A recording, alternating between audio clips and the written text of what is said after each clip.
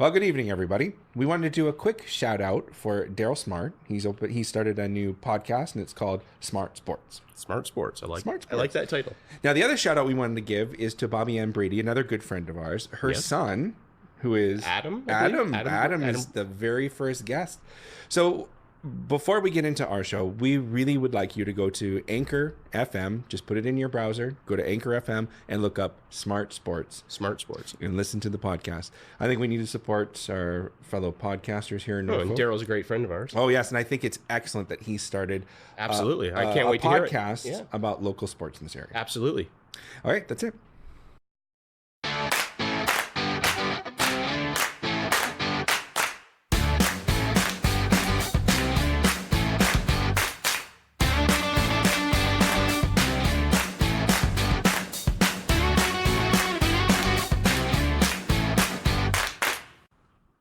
Hello, Norfolk County, and welcome to another exciting edition of Radio Free Norfolk.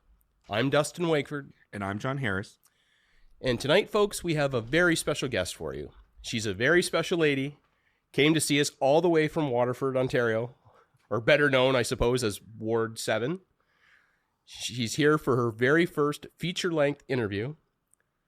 Norfolk councillor and brand new minted candidate for the Liberal Party of Canada, Kim Huffman. Kim, thanks for being here. Thank you for inviting me. I'm quite excited. Wow, what a busy couple days, eh? It's a heady experience for sure. How you feeling? Well, the last 72 hours has been a little crazy. I've had this kind of going on for the last few weeks. I have talked to a few close friends and family members, obviously. And then this past Monday, had an opportunity to meet with the Liberal Party of Haldeman Norfolk Association to introduce myself. And then kind of the information hit the waves in terms of an interview with my FM and an article from the Simcoe Reformer. And just kind of, actually, in all honesty, I know riding the wave of, I think, a positive vibe. So feeling good. Little raw, but good. That's great. A lot of people were very surprised. I don't know if had you been contemplating this for a while, or I can honestly say, Dustin, that this would be something that would be. I've had a couple people ask me that in the last 48 hours. If you ever, you know how people have a bucket list and people say, oh, I want to travel to Tuscany or sail around the world or buy a cottage. I have a bucket list, but then I think everybody probably secretly has a secret bucket list. Oh, I agree. And this was in a secret bucket list that I can tell you honestly, I had never, ever mentioned to anybody. Not even my husband, my children, my parents, my siblings, nothing. It was just something that in my head, I thought, wow, that would be really cool. So when this opportunity approached, it was kind of a surreal experience. It was nothing that I sought out. It was nothing that has been any kind of grand plan or any kind of scheme. When I ran for municipal counselor for Ward 7. This was my third try. My first try, I just want to backtrack just so people don't think I'm like three-time a loser or anything like that. But the first time I did it in Waterford, in Ward 7, there were 5 people on the ballot. Okay. So it was a really crowded ballot. There was the incumbent, Harold Sonnenberg. Then there was Frank Nightingale, who was quite well known to many people in Norfolk County. I believe he had run for mayor. Right. He had been involved with the Federal Green Party. And the Nightingale family is quite well known in Norfolk County. And then there was myself, Mark Littlewood, and Carol Durant, I believe. I apologize if I'm not getting her last name correct. Okay. So it was a pretty crowded ballot. I came third. I was pleased. I was thrilled. And I remember being interviewed right afterwards, and they said, are you going to run again? And I had my Team Huffman shirt on, and I was like grinning ear to ear, and I said, oh yeah, I'm going again. And the next time when I ran, so I'm committed to this. This isn't just like I don't know what to do. I'm going to run for council. Right. I ran against Mr. Sonnenberg. There was just 2 of us on the ballot, and I don't say I lost. I said I did not win by less than 90 votes. So I was quite invested in this. And so I was quite pleased to be successful this past October, and very happy to kind of ride along with the next 4 years. And then this opportunity presented itself after careful discussion, most importantly with my husband and my 3 children and my parents and a couple close, very close friends, decided that this would be an opportunity. Why would anyone pass this up? I can't think of a logical reason. My youngest son will be off to post-secondary, and time-wise for our family, I think for the political climate, I think for a change in Norfolk, I just think it lends itself really well. So here I am. Sounds great. Now you mentioned your family. I was hoping you would tell our listeners something about your background. Where are you from? Well, originally, it'll be 55 years on December 16th that I was born 55 years ago in Montreal. My father was in the Army.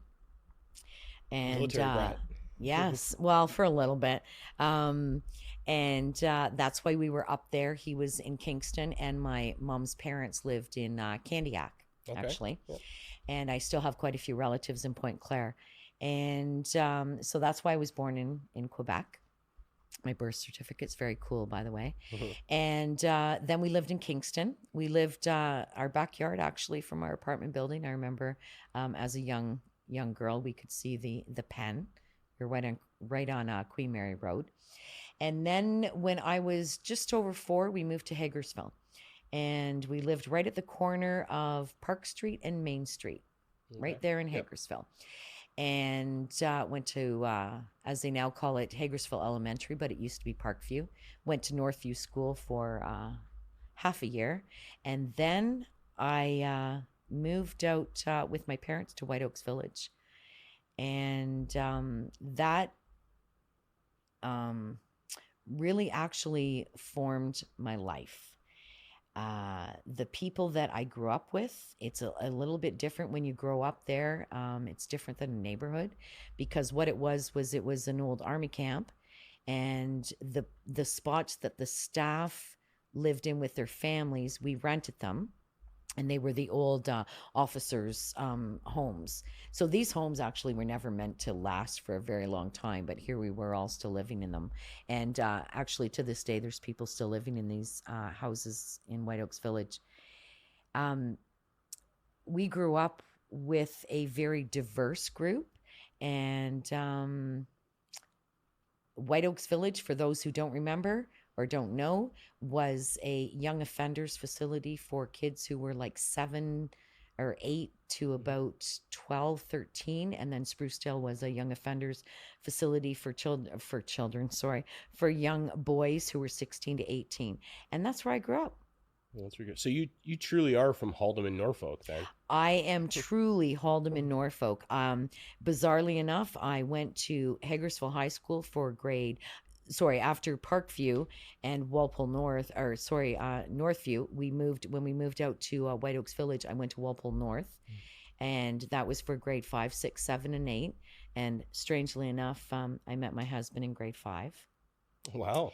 A little bit of a story there, but that's where I met him. That's where I fell in love with him, July 1st, 1974, at the wading pool at the Hagersville Park. And then I went to Hagersville High School for grade 9, 10, and 11. I was quite involved in a lot of activities at Hagersville High School, yearbook, prom committee. I was a cheerleader. I know that's shocking. And I did track and field. My biggest regret from high school was my friend and I, Julie Horton.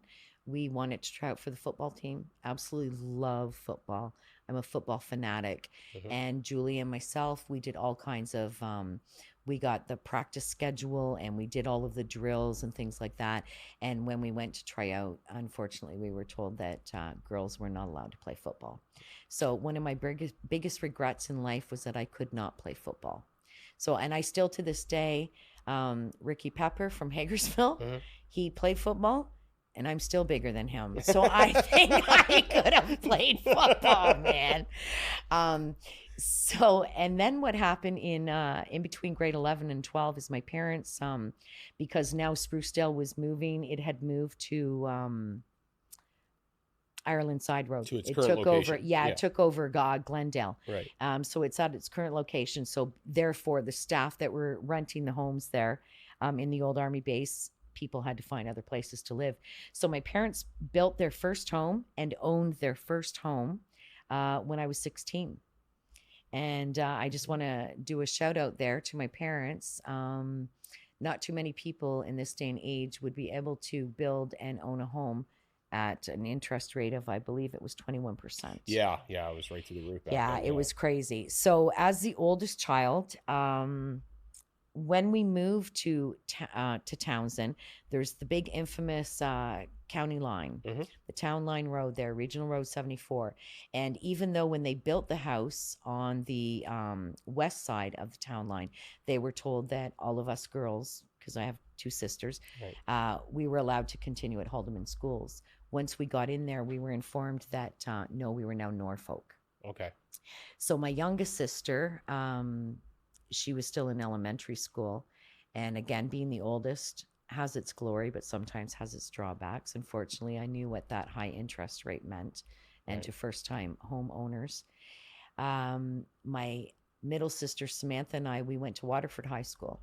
And she was in grade 9. I was going into grade 12. Grade 9 is a tough year for anyone to switch a school. Absolutely. She did know some people through her gymnastics career, which she was very good at gymnastics. But she didn't last too long. So she went back to Hagersville.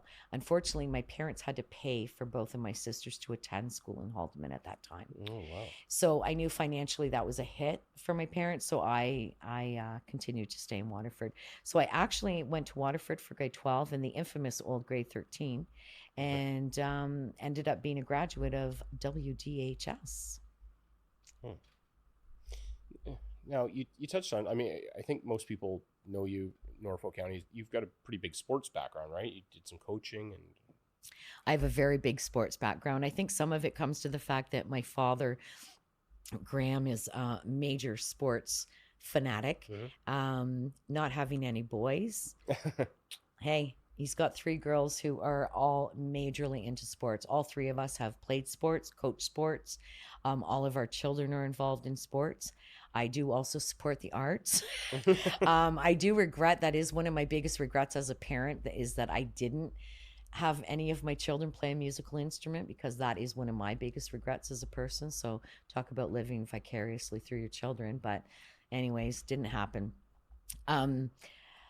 Yeah, all 4 of my kids have been involved in soccer, football, dance, figure skating, lacrosse.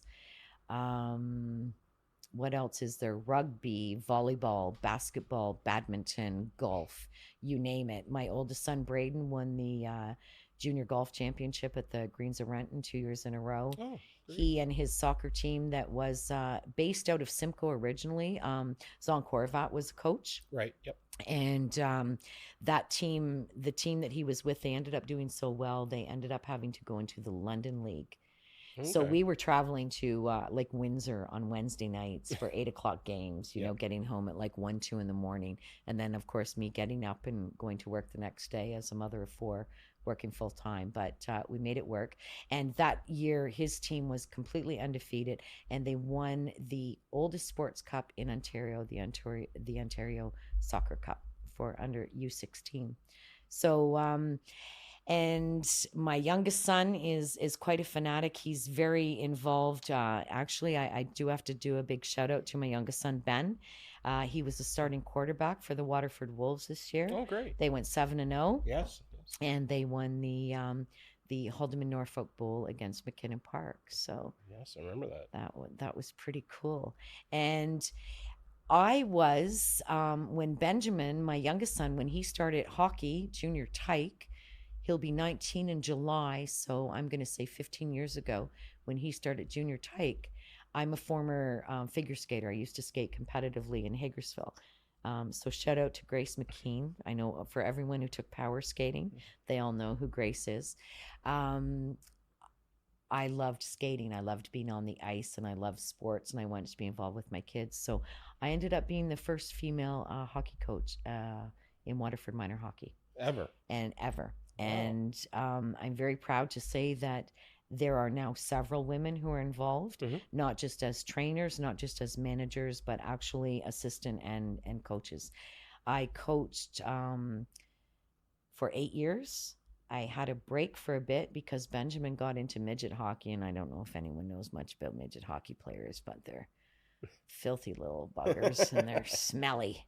But anyhow, I did do a year stint for Simcoe minor hockey, and I coached midget hockey. Oh, wow. So Now, you're what, about 7 months in? I'm trying to think.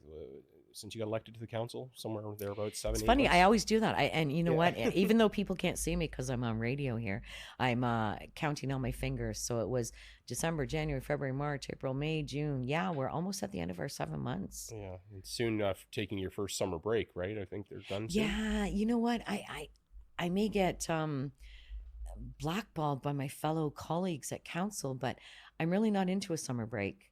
I Yeah. would like to keep going. Yeah, I think maybe a 2-week break in the summer so people can kind of right. book some holidays and stuff. But I feel it's a really unfair workload to the staff of Norfolk County. Okay. We had a really heavy CIC last week. Right. We started at 2:00 with Board of Health, 2 till 3, and then 3 until approximately 11:30. I walked in the door at 11:50, and it was my daughter's 20th birthday on June 18th. So I was able to celebrate like 10 minutes of her birthday with her. It was a very heavy agenda. And at first I was kind of thinking to myself, geez, why can't we balance these agendas a bit more? And then I realized we have to get all of these things done before the summer break. Right. Yeah. Absolutely. So in all fairness, I would really prefer to maybe be about a 2-week break. Right. Yeah. So you're off for how long? For 2 months, pretty much. I don't even know actually. Yeah, I have to. That's how I don't know new either, right? I am. Yeah. I don't even know. I'm not even sure. I think the last meeting is maybe July 9th. Yeah, sounds right. Yeah. And then I think it's I believe after the conference in Ottawa this August. I believe our mayor and deputy mayor are attending. Oh, the OMA conference. OMA, Yes. thank you. I had Roma in my head. Yeah, Roma's but, rural. That's yeah, the right. Yeah. So that's the end of August, and I believe we come back to council after that. Let me see. Well, let me ask you, Kim. Okay, so 7, 8 months in, what are your thoughts? Is it everything you expected it to be? Well, that's a bit of a loaded question. That's what we do here. Yeah, it definitely is everything I thought, but there's also a lot of other things that I didn't expect. To be very honest, the dynamics prior to when we actually had our first council meeting were very different than what has transpired since then. Mm-hmm. There was, I felt honestly that there was a great sense of cohesiveness. And I'm sensing now that there is not as much cohesiveness. Right. And some of that is people just kind of finding their sea legs. Mm-hmm. Some of it is kind of individuals trying to fill their seat. We've had a lot of controversial issues. Right. We've had some dynamics that I don't think as a council we expect it to have to kind of endure at such an early stage of our tenure. Well, it's been a controversial time too, I think. Yeah, it is. And I mean, you throw in the social media aspect and you get individuals who, are saying things, and it's very difficult in a small community not to take some of those things personally, because these could be friends of, your children's friends, or, or people that you've met through different circumstances, and it's just a different dynamic. And I think what I go by, and I've tried to instill upon my children as well with the social media age, is that if you're not going to say something to someone's face, you do not say it at all. No, it's good rule to live by. Yeah. Yeah. So in terms of, any individuals who may be upset that maybe I didn't get a phone call returned quick enough, or for whatever reason, like everyone knows with technology, sometimes things don't, come through, or you jump ahead to an email, or when you're checking your voicemail messages, you hit the 7 too many times and you skip an email, and then all of a sudden, someone's saying they're a horrible counselor, they didn't get back to me. Right. Accidents happen. Yeah. And so I've tried to reach out to people like that and say, I apologize, I didn't get this message. How can I help you? What can I do? So again, like I said, if you're not going to come up to me on the street and tell me what a horrible counselor I am, then hey, I don't want to hear it. Yeah. Fair enough. Fair enough. Do you think that the dreaded W word is starting to, the wardism, as we heard much talked about during the municipal election? Do you think wardism is starting to rear its ugly head again, or? Interesting question. I think it's going to be very difficult for Norfolk County to never think in wards. Right. And I think it's very important that we continue the ward system because it's the identity. Mm-hmm. And when you look at the small hamlets that make up a big part of the wards, they tend to kind of get overlooked. And it's like Right. Ward 1, 2, to 3, 4, 5, 6, 7. I don't want to exclude anybody. And I know I've made the mistake sometimes of kind of referring as Waterford, and it's not Waterford. No. It's Ward 7, That's and right. that's like Bill's Corners and Boston and Bealton and Villanova and Rockford. Right. And, It's a big area. and it is. It's Yeah. a very big area, and all of the other areas. So the ward piece isn't so much of an issue for me because I think it's very important for everyone to keep those identities, and there's a history, and there's a consistency, and there's so many things to be learned from that. So I don't necessarily think anything to do with ward quote ism is an issue. So I take it then from what you just said that you would not be in favor of scrapping the ward system or having at-large counselors, or? No, I definitely do not support the at-large counselors, just in particular because we do have 2 wards that have an extremely high number of constituents. Right. And Wards 5 and 6. yeah. Right. And I did look into in quite a bit of detail. I was quite intrigued by the ranked ballot system. Okay. But the more I learned about it, and there were a couple of municipalities who did the ranked ballot system Right. this past municipal election. I think London. Tried it. It didn't work out well. Right. It all basically came down to name recognition, and so it didn't really do what they thought it would do.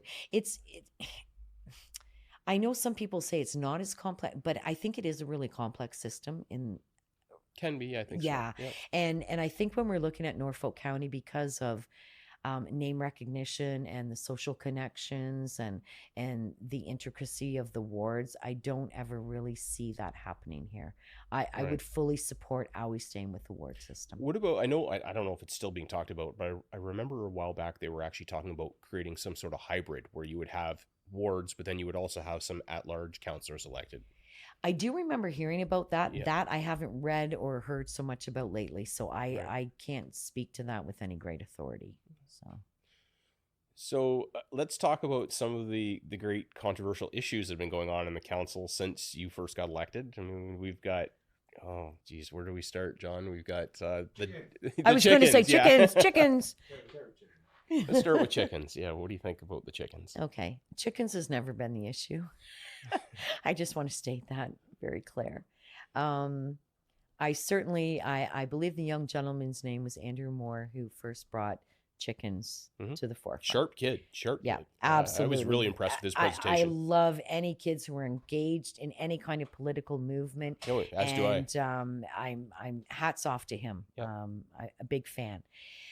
Now, I do have to say, I was seeing now people will know where I live and who my neighbor was. But anyways, last year, my neighbor started backyard chickens. And I didn't really have a big issue with it. It was no big deal. There was no smell. But then, based upon the criteria that is now in place, where this individual had their chickens, it would not meet the criteria, right? It was against a fence line. It was tucked in the corner, that kind of thing. Right. And in all honesty, her chickens, 2 of them were eaten by predators because it was very difficult to secure the coop. Okay. So she ended up giving her remaining chickens and the coop to somebody. So chickens, I know that other areas have them, and there are not some issues with them. My concern was, as a Norfolk County councillor, is that, excuse me, a number of years ago, our council voted to allow chickens in hamlets, but unfortunately did not maintain any kind of documentation as to whether there were complaints, whether there were issues, whether Right. things were going well. So, in order to take it from the Hamlet piece as a trial period and then bring it into the urban centers seems a little ludicrous to me. Okay. Um, I'm not against people having chickens No. and having eggs and things like that, but essentially, how we've set it up is that people are essentially going to have chicken coops in the middle of their backyards in town.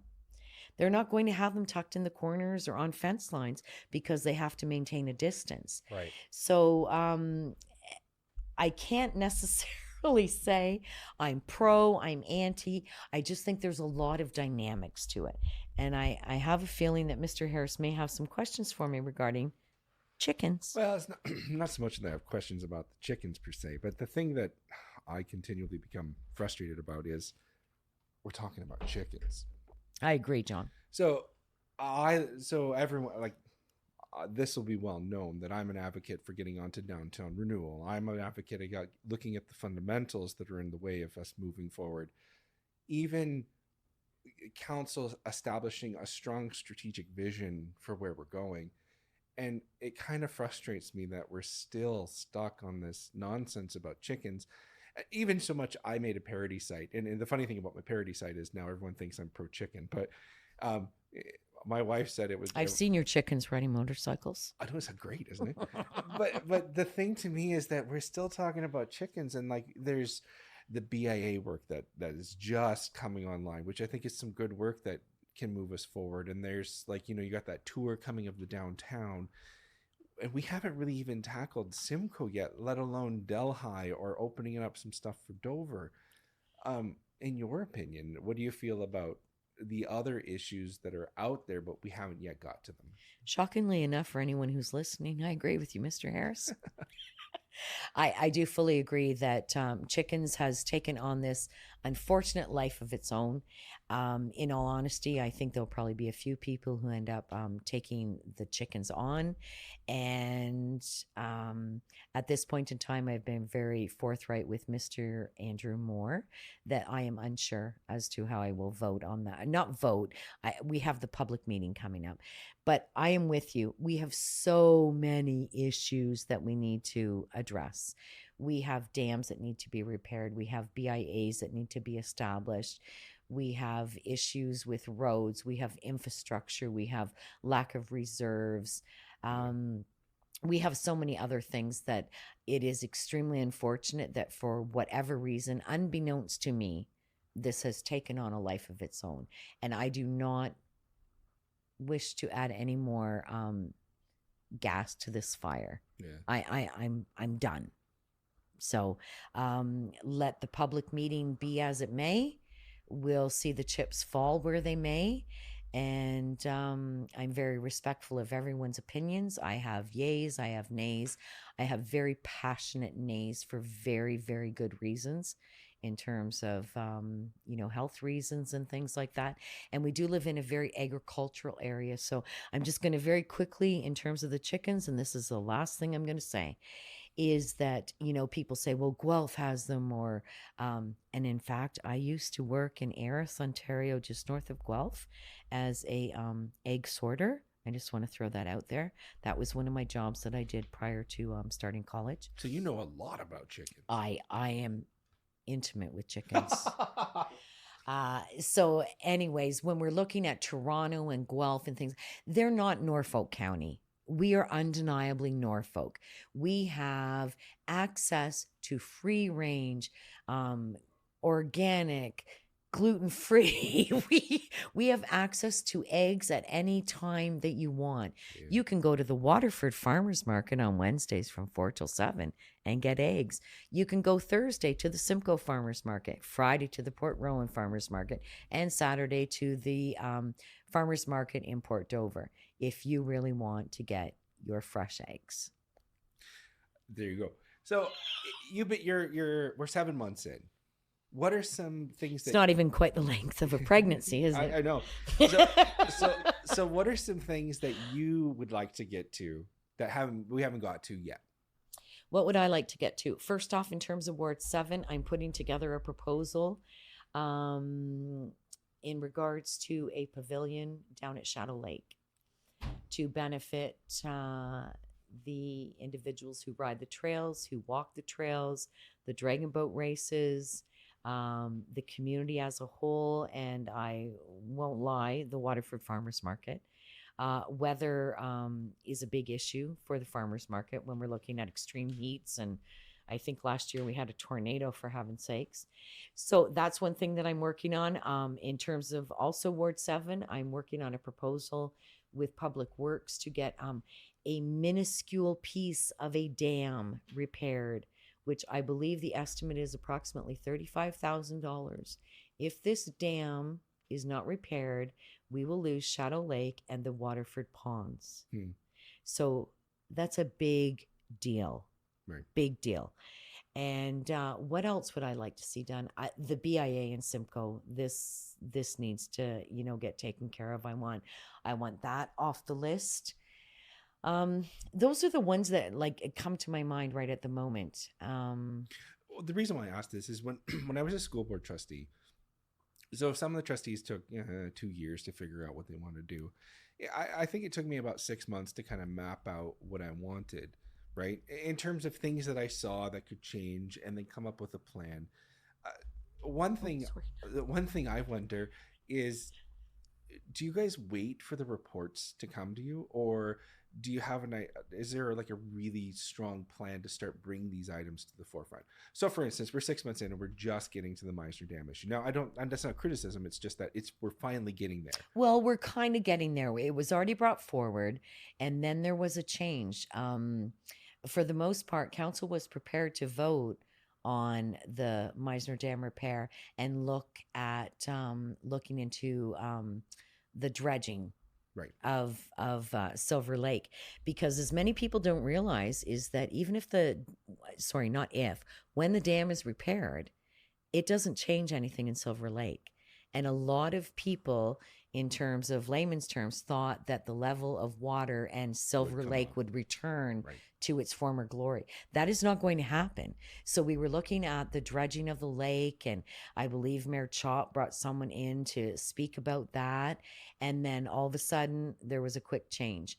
So then it just became focusing on repairing Meisner Dam, and then a task force that involved 2 councillors, one from Ward 6 and one from Ward 4, to be involved in the task force, looking at the fact as to whether we could look into restoring Silver Lake.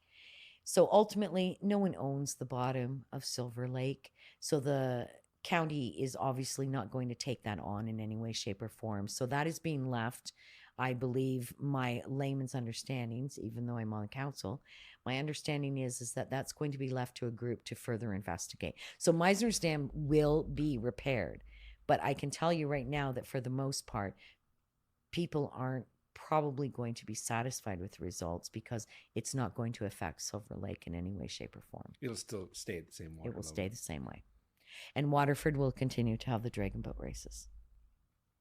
Well, that's the way it should be. Absolutely. Going back to your Waterford Ponds, that's where my family fishes all the time. So Absolutely. I mean, they're well known. When I look back at my, grade 12 and 13 in Waterford, who didn't skip school and go to Cheney's Pond and go to the Waterford Pond and go to Izzy's, and it's our identity. You guys are, what we said, 7 or 8 months in. Is there any camaraderie between you and your fellow counselors? Do you guys all get along, or for the most part? You know what? We do. I'm sure when people are watching or listening to some Facebook, posts or comments and things like that, they may think there's a lot of divisiveness between the council. Mm-hmm. For the most part, everybody has the best of Norfolk in mind. Have there been bumps? Absolutely. Of course. That's normal, though, I think. It is normal. I think we've had a few bigger bumps than we anticipated. Right. And I know that myself, I was, part of a big bump a couple weeks ago when we discussed accepting the mayor's apology. Right. In contravention to the report through the integrity commissioner Mr. John Mascarin.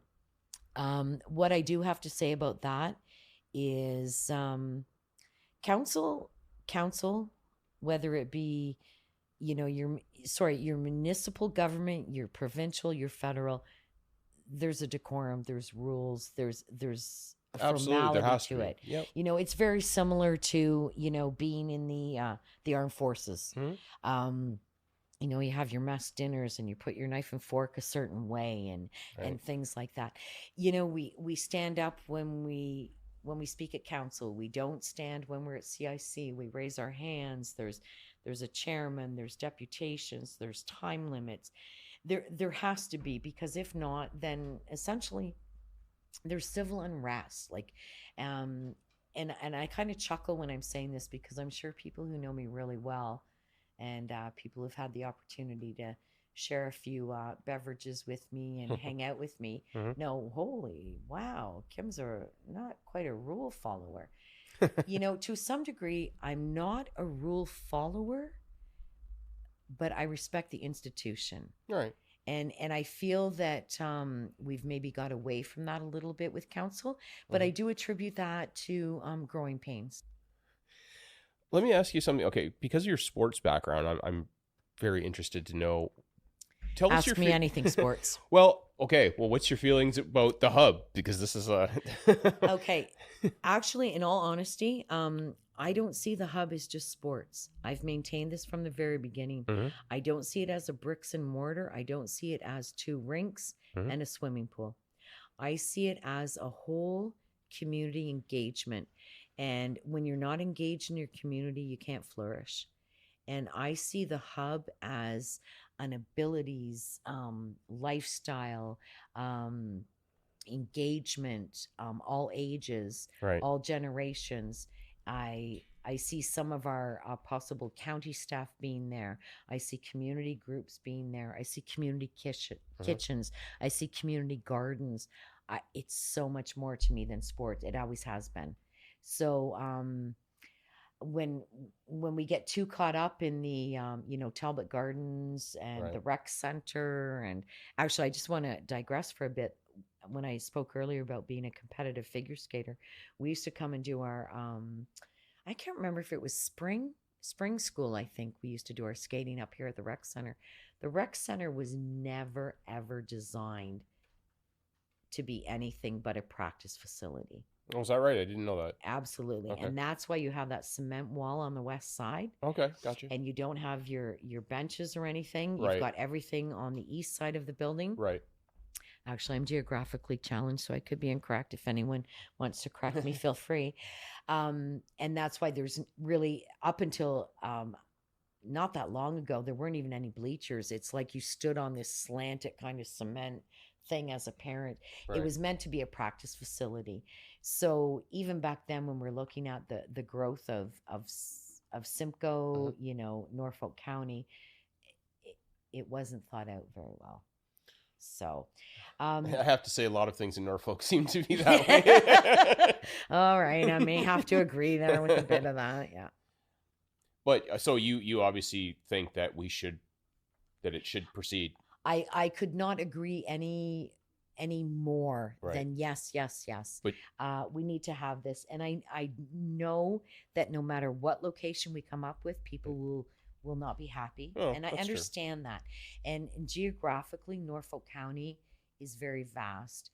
And when you look Yes. at, I don't know if people know this, but when you look at Norfolk and Haldimand County, when you're looking at from the furthest point almost at Clear Creek to Dunnville, right. the vastness of Haldimand, Norfolk Mhm. is the size of Prince Edward Island. I was just going to say Prince Edward Island. Yeah, most people don't know We that. are the size Yeah. of a province. Yes.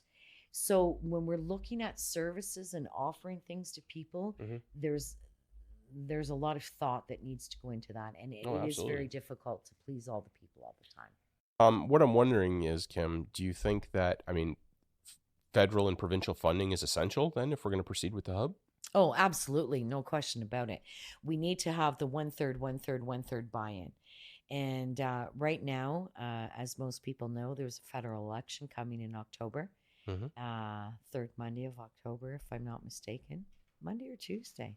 You'd think I would know this, wouldn't you? The exact date. Yeah. October 22nd or 21st, something 22nd, like I believe it is. 22nd, I believe you're correct.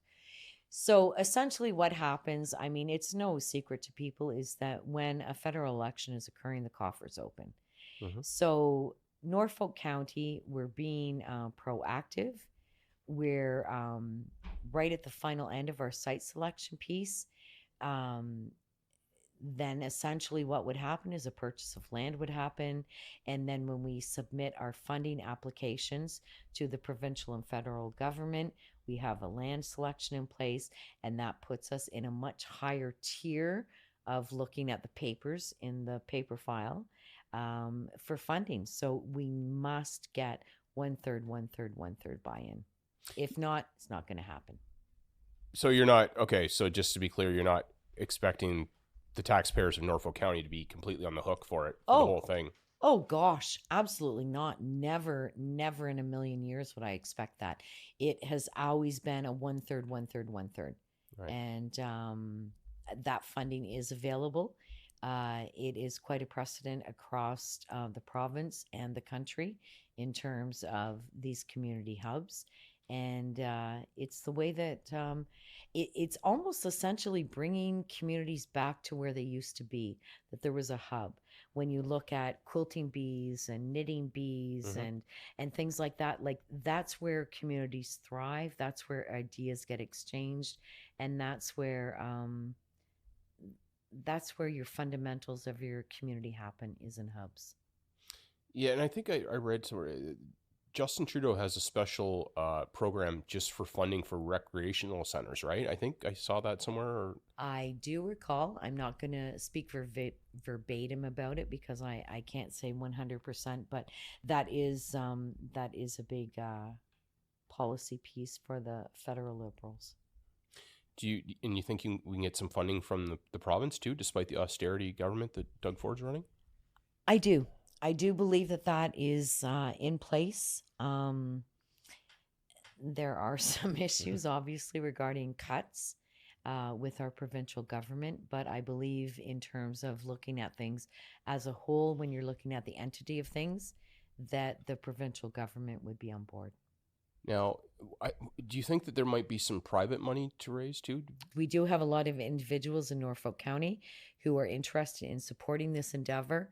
And we have tossed around the idea and tossed around in terms of it will happen. There will be some naming rights to different pieces of the community hub. Now, you're on the special committee, right? Yes, I am. I'm on RFAB. Yep. And that, just for our listeners, Recreational Facilities Advisory Board, RFAB. That's a mouthful. And now you've narrowed down your list of sites? The current site selection is down to 3. Down to 3? Wow. Yep. Okay. Now, can you tell us who they are? No, I cannot. Okay, well, we thought we'd try.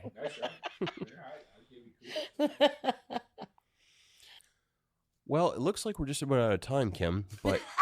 I'm sorry. Did I talk too much? No. Do you want me to do it again? Yeah, I did that again. Well, it looks like we're just about out of time, Kim. But John and I really appreciate you coming down here to talk to us. Your first full-length interview, I believe. It sounds like it's going to be an exciting federal election. It's the way it's shaping up, and we know how busy you are, but we deeply appreciate you taking the time to come and visit us. We hope you come back again.